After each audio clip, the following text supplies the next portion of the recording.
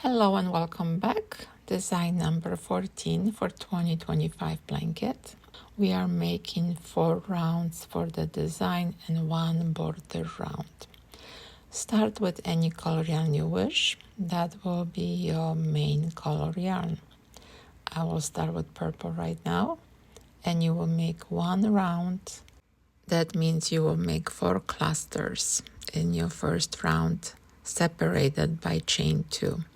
If you need instruction how you make a granny square using 1 color, there is a video on my channel and I will leave the link in the description, so check that out.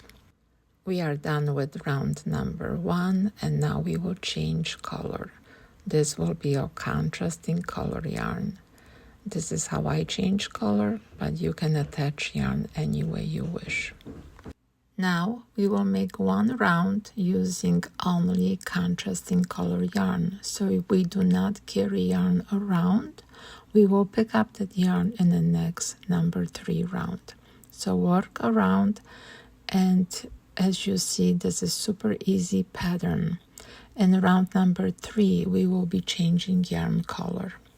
So let's finish round number 2. And I will start with main color yarn, and I will make only 1 cluster. Once I do my 1 cluster, I will make 1 cluster in contrasting color yarn. So in round number 3, I want to be sure that each of my corner has a main color yarn and 1 cluster in the center of each side of the square has a contrasting color yarn, just like that. So now we carry that yarn around and changing each time. When you're changing yarn color in the same round, make sure your yarn tension is a little bit looser so you can hide that carry over yarn in the next round. And this is how we work the design. We want to be sure we have each corner with main color yarn. Work independently and let me know if you have any challenges and questions about this design. Leave them in the comments and I will definitely help you with this. Also, if you're new to my channel, welcome. Welcome to Cautiously Cute Club. We are crocheting and knitting together and learning new designs. And we are done with round number 3. We're adding 1 more cluster in the corner with your main color yarn, and technically the design is done. Now I will not cut my yarn because I will be using the same design color yarn in my last 5th round as a border. But if you're making only the design, you can cut your yarn now and work only with main color yarn. And this is how I carry my yarn up. And now I will make 1 full round with main color yarn. So as you see, simple, simple, simple. In this round, we will make stitch placement under the carryover yarn if it's main color yarn, and then above if it's contrasting color yarn. This is contrasting color yarn, so I will place my hook above that yarn. So work this round as I showed you, making sure you minimize the exposure of carryover yarn.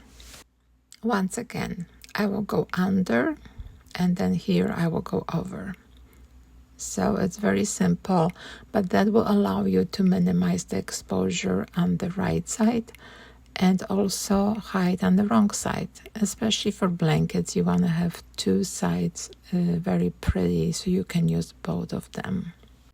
And once I complete round number 4, that is actually the end of the design.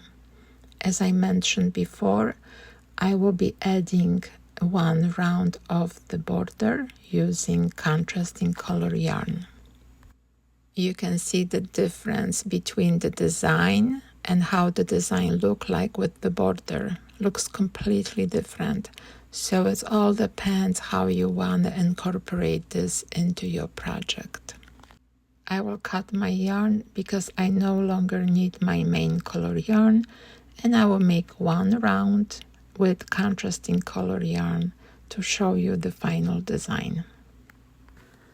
As always, thank you for stopping by and crocheting with me. So let's make one round with contrasting color yarn.